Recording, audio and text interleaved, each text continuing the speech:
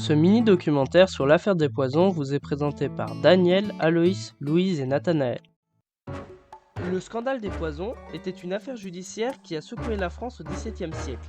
Il a éclaté en 1679 et a duré jusqu'en 1682, et a révélé l'existence d'un réseau criminel qui vendait des poisons à la noblesse et à la royauté.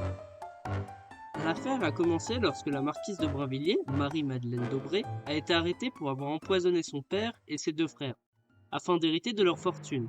Elle avait recours à un apothicaire nommé Exili pour obtenir des poisons. Et c'est lors de son arrestation qu'elle a révélé l'existence d'un réseau de criminels qui vendaient des poisons à la cour. L'enquête a révélé que de nombreux membres de la noblesse étaient impliqués dans ce réseau, notamment la célèbre marquise de Montespan, maîtresse du roi Louis XIV, ainsi que le duc d'Orléans, qui était le frère de Louis XIV. Les poisons étaient utilisés pour éliminer les rivaux, les ennemis politiques et les membres de la famille. Les accusés ont avoué avoir utilisé des poisons tels que l'arsenic, le mercure, la belladone et la ciguë pour commettre des meurtres. Le scandale des poisons a conduit à l'ouverture de la Chambre ardente, dirigée par Delarénie.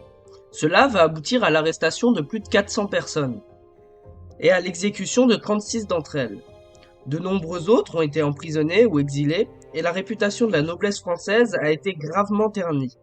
L'affaire a également conduit à la création de la police criminelle en France, avec l'établissement d'un bureau central chargé d'enquêter sur les crimes et les délits. Le scandale des poisons a été l'un des plus grands scandales de l'histoire de la France et a eu un impact profond sur la société française de l'époque. Il a révélé les dangers de l'utilisation des poisons comme armes et a conduit à une prise de conscience de leur utilisation comme moyen de commettre des crimes. Cette affaire voit donc un bouleversement de la société et de la monarchie française.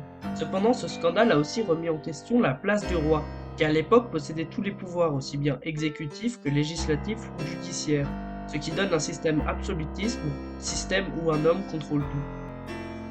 Les limites de ce système ont été mises à nu par ce scandale, car lorsque le scandale a concerné les proches du roi, avec par exemple la marquise de Montespan, le monarque a tout de suite fait entrave à la loi en revenant sur son désir de tirer cette histoire au clair. Louis XIV a étouffé de différentes manières l'affaire. Tout d'abord, une part des coupables furent exilés sous haute sécurité dans différentes citadelles de province. La plupart moururent dans ces citadelles à cause entre autres de conditions de vie immorales. Les geôliers avaient eu des instructions strictes, empêcher tout propos concernant l'affaire, des poisons et les proches du roi impliqués. Il a continué dans son idée de supprimer l'existence du scandale car à la mort du responsable de la Chambre ardente, Larénie, en 1709, il fit brûler tous les documents contenant les faits concernant en particulier ses proches. Cependant, comme vous le constatez, les documents ont subsisté grâce au lieutenant général de la police qui les avait résumés avant l'action du roi. Ce résumé est à l'heure actuelle conservé à la Bibliothèque nationale de France. L'affaire des poisons montre les limites morales de l'absolutisme car un seul homme a mis fin au jugement de plusieurs empoisonneurs. Bien que les jugements de l'époque deviennent facilement abusifs, dans ce système, la loi ne tient en fait plus qu'à un homme, le roi. Il peut aussi bien faire arrêter des innocents qu'innocenter des coupables. Le roi pouvait être à l'origine des lois, de l'arrestation, de n'importe qui.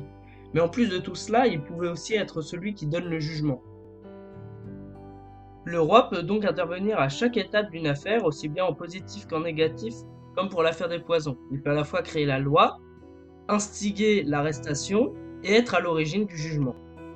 L'affaire des poisons peut être vue comme un rassemblement d'une grande part des comportements décadents dont pouvaient faire preuve la monarchie et la royauté du XVIIe siècle.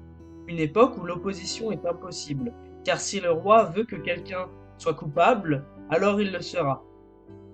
Cela s'est vérifié à bien des reprises dans l'histoire, avec par exemple le siècle des Lumières, la Révolution française, ou encore l'affaire des poisons.